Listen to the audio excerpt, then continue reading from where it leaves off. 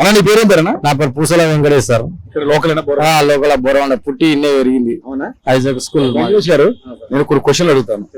ఇప్పుడు జిహెచ్ఎంసీ ఎన్నికలు జరుగుతున్నాయి, రాబోతున్నాయి త్వరలో. సో మరి ఈసారి మన హైదరాబాద్ కి మేయర్ ఏ పార్టీ అయితే బాగుంటది, ఎవరు గెలిస్తే బాగుంటుంది అనుకుంటున్నారు? కాంగ్రెస్. ఎందుకని? ఎందుకంటే సార్ ఆయన ఇప్పుడే కదా సార్ కోలుకుంటుండు, అందరికి మంచిగా చేస్తుండు కదా సార్. ఇప్పుడు ఆయన చేసినాక ఈయన చేసేది కరెక్ట్ చేస్తుండగా.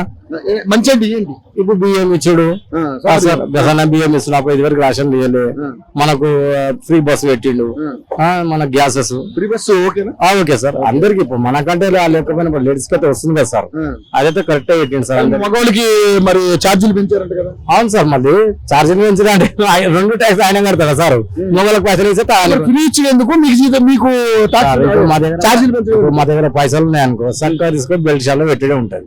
నేను కాదు ఎవరైనా అంతే, అందరూ బెల్ట్ షాపులు ఎక్కువ కాంగ్రెస్ గవర్నమెంట్ అంటున్నారు. లేదు కాంగ్రెస్ లేదు సార్, మామూలే అప్పటి నుంచి అన్ని పర్మనెంట్. 50 ఏళ్ళకి అదే వాయిస్ పర్మనెంట్ వాయిస్. ఇప్పుడు కాంగ్రెస్ ప్రభుత్వం బాగా చేస్తున్నాను. అవును సార్, అన్ని పథకాలు వస్తున్నాయి. 200 యూనిట్ల కరెంట్, గ్యాస్ వస్తుంది సార్. 500 సబ్సిడీ పడుతుందా? పడుతుంది. మనకైతే పడుతుంది సార్. చాలా మంది బట్టలు అంటున్నారు కదా. వచ్చేలోకి వస్తాయి సార్. ఇప్పుడు ఏంటంటే 10 సంవత్సరాలు ఆయన కూలుకోలేదు. ఇప్పుడు ఆయన 2 నెలల కూలుకున్న 10 ఏళ్ళకు 2.5 ఇంత టైం పడుతుంది సార్. అంటే 10 ఏళ్ళు అంటే కేసీఆర్ 10 ఏళ్ళు చేశాడు. ఇప్పుడు కేసీఆర్ ప్రభుత్వం మళ్ళీ ఈసారి ఎందుకు రాలేదు? ఎందుకు రాలేదు సార్? చేసిండు కరెక్ట్. ఇప్పుడు అందరూ మాట్లాడుతారు, మళ్ళీ అందరూ ఓట్లు ఎందుకు వేయలేదు సార్? హైదరాబాద్ మొత్తం కూడా టీఆర్ఎస్ వచ్చింది. ఓన్లీ పల్లెల్లోనే కాంగ్రెస్ వచ్చింది. ఇప్పుడు తెలుస్తుంది కదా సార్ వాళ్ళకి.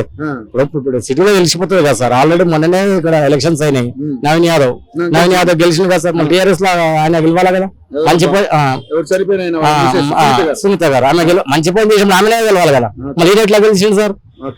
ఇప్పుడు మంచి పనులు సిటీలో చేసినప్పుడు ఈయన గెలవాలి కదా. గెలవలేదు కదా సార్. నవీన్ యాదవ్ గెలిచింది కదా సార్.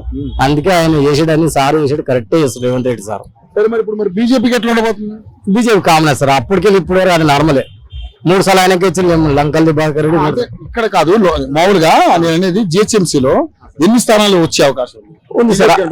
పెరుగుతుంది సార్, ఈసారి పెరుగుతాయి సార్. బీజేపీకి కాంగ్రెస్ కి ఉంటుంది సార్ పోటీ. అంటే బీఆర్ఎస్ ఉండదా? ఇక ఇప్పుడైతే ప్రజెంట్ అయితే మనకు తెలిసిన వాడికి చెప్తున్నాం సార్. కాంగ్రెస్ కి బీజేపీ మధ్య పోటీ ఉంటుంది. అవును సార్. టీఆర్ఎస్ లేదు సార్ ఇప్పుడు లేదు. అది మీరు చూసుకోండి. మీరు అది ఉంటే మనమే నవ్యాలో అంటే బయటపడుతుండే.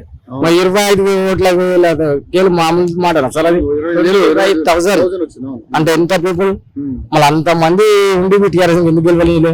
అన్ని మంచి పని 10 మంచి పని చేసి 10 సంవత్సరాలు అందరికి ఇచ్చింది. మళ్ళీ ఎందుకు గెలవలేడు? గెలవలేదా సార్? పోనీ 1000 ఓట్లతో పోతే ఏమనుకోవచ్చు సార్. 25,000 అంటే మామూలు మాట సార్. మంచి మెజారిటీ అంత అతడి మరి కాంగ్రెస్ ప్రభుత్వానికి రావద్దుగా చెడ్డ పని చేస్తే. మన ఇంట్లో ఎట్లా వచ్చింది సార్? అది తెలియకుండా మాట్లాడంగా అప్పుడు చేసే రూల్స్ లేవు. మరి అప్పులు పెరిగిపోయినాయి. గత ప్రభుత్వం చేసే అప్పులకి మేము ఇప్పుడు వడ్డీలు కడుతున్నాం రేవంత్ రెడ్డి గారు అంటున్నారు. మరి ఇంకా అప్పులు చేయాల్సి వస్తుంది. ఇంకా చాలా ఉన్నాయి. మరి మహిళలకి ఇస్తానన్న 2,500 ఇవ్వలేదు. ఇంకా మరి వృద్ధులకి 4,000 పింఛన్ అన్నారు, అది 2,000 ఇస్తున్నారు. మరి ఇంకా ఉన్నాయిగా. అవును సార్, అవి చేయాలి సార్.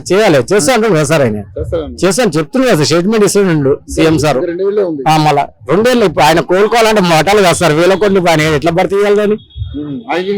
మళ్ళీ ఆయన చేసినప్పుడు ఎవరు వచ్చిన గుడికాలు కట్టిన మహానుభావుడే కాంగ్రెస్.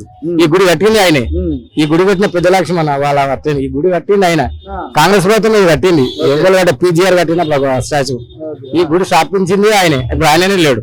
కాంగ్రెస్ ప్రభుత్వం మొత్తం బోరవండ కాంగ్రెస్. ఏది ఈ బోరవండకే కాంగ్రెస్.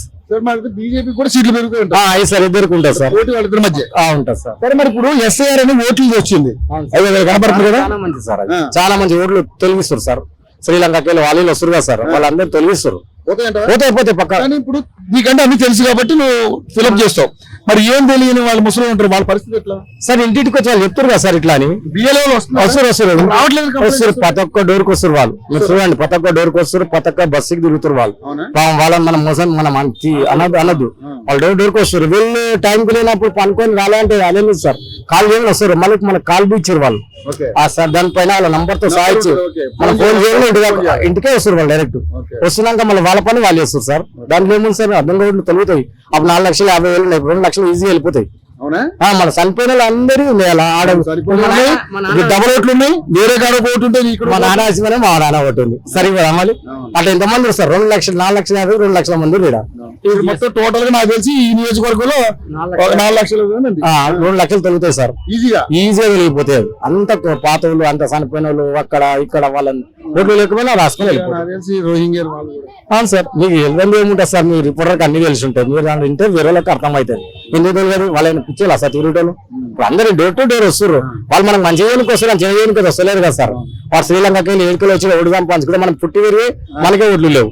మళ్ళీ రావాల్సిన బెనిఫిట్స్ వాళ్ళు ఇక మనం ఏం చేస్తాం సార్, మనం ఇప్పుడు 2 లక్షల ఓట్లు తీసినాక తెలుసా తెలంగాణకి ఎవరు అని. నేను ఎన్నో పుట్టి ఎన్నో పెట్టి 5 స్కూల్ ఎన్నో చదివినాను. ఇక్కడనే పీజీఆర్ వేసింది. ఇది కట్టిన పెద్ద లక్ష్మణ్. కాంగ్రెస్ మీద మొత్తం కాంగ్రెస్ దే. ఇప్పుడు అంతా వేరే వాళ్ళు టీఆర్ఎస్ ఇక్కడిది. కాంగ్రెస్ లో అయితే లేదు కదా సార్, మొత్తం జాదవ్ రెడ్డి వాళ్ళు తినలో అంటారు. మరి ఇప్పుడు మేయర్ కాంగ్రెస్ పక్కా మేము కాంగ్రెస్ పెట్టుకోసారు సార్. వాళ్ళు అంటారు ఊహ నడవై మన నవీన్ యాదవ్ ఎంత మంచి చెప్పిండు. ఊహల మీద 25,000 కొట్టుకొచ్చింది. మళ్ళీ ఊహ ఏమైంది? అన్ని సార్లు పరిస్థితులు అలాగే ఉంటాయి సరే. ఇప్పుడు పబ్లిక్ కి అర్థమవుతుంది సార్, అప్పుడంటే అర్థం కాలేదు. ఇప్పుడు వాళ్ళకి ఇస్తారంటే తెలుసలేదు. వాళ్ళ ఇంటికి వచ్చి వాళ్ళ ఇంటికి రానంటారు. వాళ్ళు ఎందుకు రారు సార్, వాళ్ళ డ్యూటీ వాళ్ళు వేస్తారు కదా. మళ్ళీ తెలియని ఫోన్ నెంబర్ తో సాధిస్తారు. వాళ్ళు కాల్ చేసి ఇంటికి వస్తారు sir. Okay sir, thank you.